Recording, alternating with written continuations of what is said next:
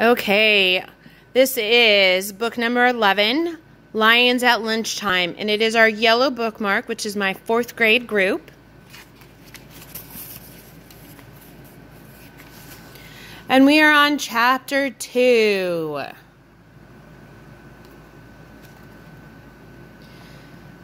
Bright light flooded the treehouse again. A rustling sound came from outside the window. Annie peeked out and laughed. "Hey there," she said. Jack looked out too. A giraffe was eating leaves off the tree. It had a sweet, goofy face. Jack peered at the world beyond the giraffe. He couldn't believe his eyes.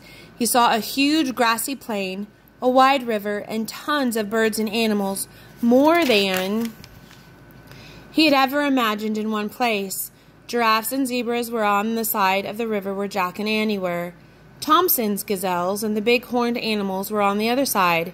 "Where are the lions?" said Jack. "I don't know," said Annie. "Do you think it's always this crowded?" "Let's find out," said Jack.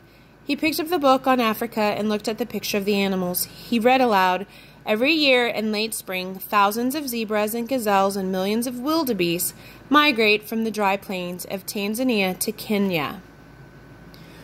"What's migrate mean?" said Annie. Jack pushed his glasses into place. "It means they go someplace else for part of the year, like birds go south for the winter." "Oh, right," said Annie. Jack turned the page to read more. "Before they are safe in Kenya, the animals must first cross the Mara River.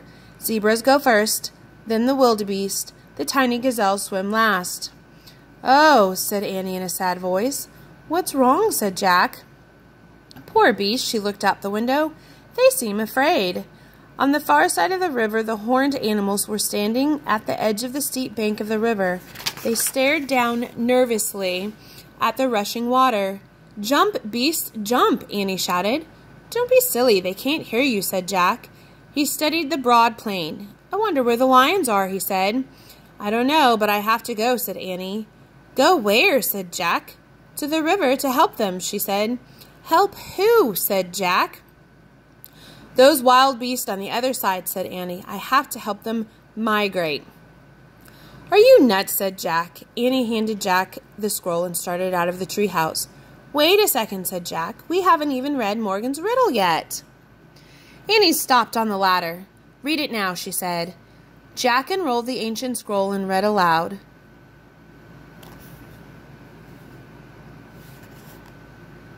"I'm the color of gold and as sweet as can be, but beware of the danger that's all around me. What am I?" Annie started down again. "Annie!" "We'll look for the answer in a minute," said Annie. "What are you doing?" Jack called. But there was no stopping her.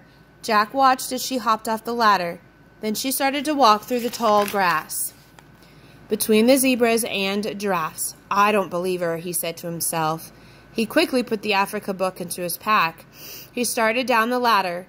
When he stepped onto the ground, he looked around carefully. The giraffes were eating the tree leaves. The zebras were grazing in the grass. Tons of birds flapped overhead.